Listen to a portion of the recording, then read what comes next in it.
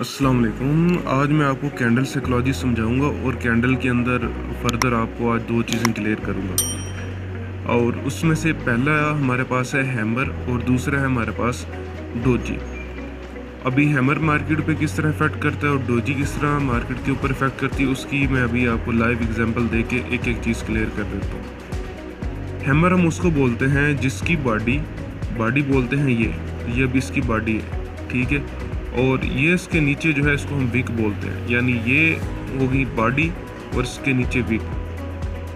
वो कैंडल जिसकी बॉडी उसकी विक से 2/3 हो, यानी ये आप देखेंगे ना तो ये परफेक्ट हैमर की एग्जांपल है, इसको हम हैमर बोलते हैं, ठीक है ना।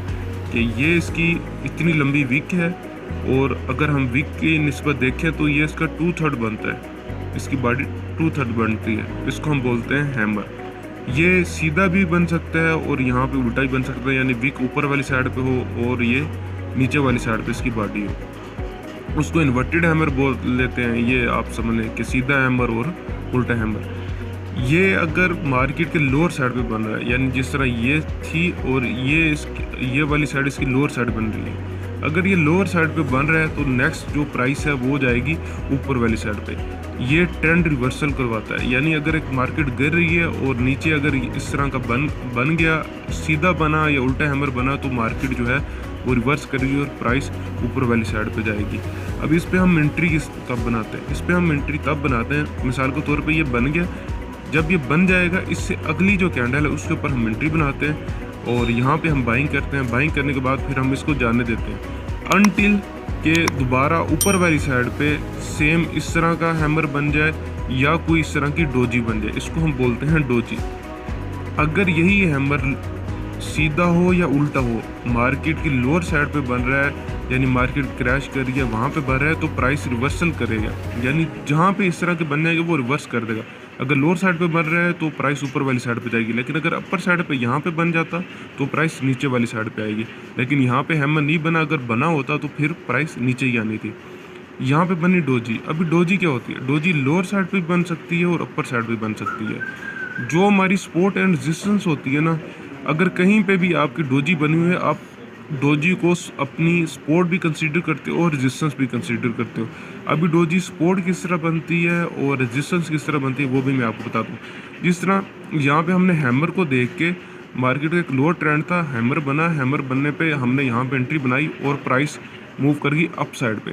जब प्राइस अप साइड पे मूव कर गई देन हमने वेट किया कि कुछ दूसरा कोई पैटर्न तो नहीं बना, क्योंकि यहाँ पे जो पैटर्न है ना, ये वाले जो पैटर्न, यहाँ पे कोई पैटर्न नहीं है। जो मार्केट के अंदर बेसिक इफेक्ट करते हैं वो ये है और ये है, इसके अलावा भी हैं, वो भी मैं साथ वीडियो के अंदर क्लियर करूँगा।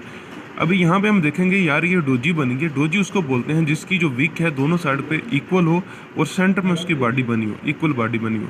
अभी चेक करें, इसकी ऊपर भी सेम बॉडी है और नीचे भी विक सेम है और सेंटर में इसकी बॉडी है, इसको हम बोलते हैं डोजी।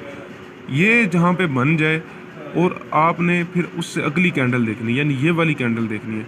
अगर ये वाली कैंडल इससे अबव, ये वाला जो पॉइंट है इससे अबव क्लोज हो जाती, देन जो हमारी प्राइस वो मज़ीद ऊपर जानी थी और ये क्या बन जानी थी, नेक्स्ट सपोर्ट बन जानी थी। यानी इसने दोबारा मार्केट को सपोर्ट करना था और मार्केट की प्राइस ऊपर वाली साइड मूव कर जानी थी।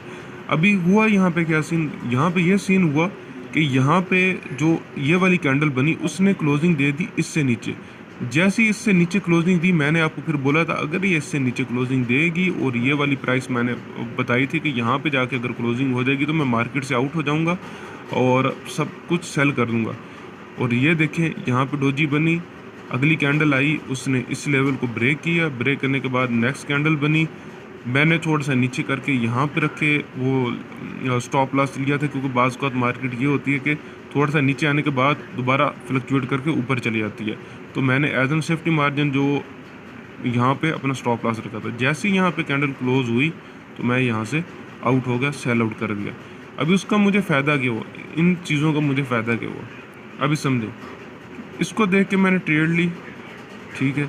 मार्केट ज़्यादातर इन चीज़ों को फॉलो करती है, मैक्स ये नहीं आप कहते 110% ये नहीं है, लेकिन ज़्यादातर फॉलो कर जाती है मार्केट को। मैंने ये देखा कि यहाँ पे हैमर बन गया, यहाँ पे मैंने एंट्री बनाई और ये 15 मिनट की कैंडल है प्राइस मूव की अप साइड पे। यहाँ पे डोजी बनी, डोजी बनने के बाद यहाँ पे मुझे लगा कि यार नेक्स्ट कैंडल को मैं वेट करूँगा, अगर ऊपर क्लोज होगी देन तो मैंने नहीं बेचना, प्राइस फिर ऊपर जाएगी। लेकिन अगर यहाँ पे इस तरह का फॉर्मेट होने के बाद बनने के बाद यहाँ पे इसने क्लोजिंग नीचे वाली साइड पे करी तो मैं सेल आउट करूँगा और अपनी जो प्रॉफिट है वो बुक करके साइड पे हो जाऊँगा। अभी मुझे फ़ायदा कि वो अगर मैं यहाँ पे प्रॉफिट ना बुक करता ना तो ये मेरा यहाँ पे लॉस था, ठीक है ना। और आपको पता है हम मार्केट के अंदर लॉस करवाने के लिए आए नहीं, यहाँ पे हमने सिर्फ अपना फ़ायदा करवाना होता है। तो हम एक एक चीज़ जो है ना उसको देख के फिर जाके फ़ैसला लेते हैं, अपना एनालिसिस करते हैं और मार्केट में एंट्री बनाते हैं और एग्ज़िट करते हैं। अभी आपको दो चीज़ें समझ आ गई होंगी, ये हैमर उल्टा बने या सीधा बने, मार्केट के लोअर साइड पे एज एन रिवर्सल यूज़ होता है। ये अगर ऊपर वाली साइड पे बना है, मार्केट अप ट्रेंड के अंदर बना है तो प्राइस जो प्राइस है वो नीचे गिरेगी, ठीक है ना। अगर ये लोअर साइड पे बना है, सीधा हैमर बना हो या उल्टा हैमर बना हो, तो प्राइस ऊपर वाली साइड पे जाएगी। बस आपने ये समझ